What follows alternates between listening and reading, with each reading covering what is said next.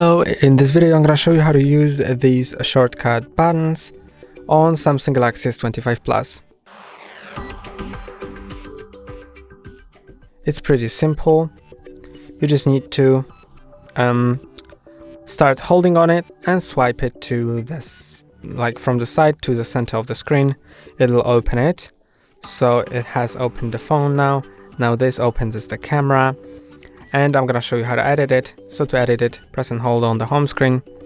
Then you may need to enter your screen lock, and you can click on the shortcuts, either of them, to change it.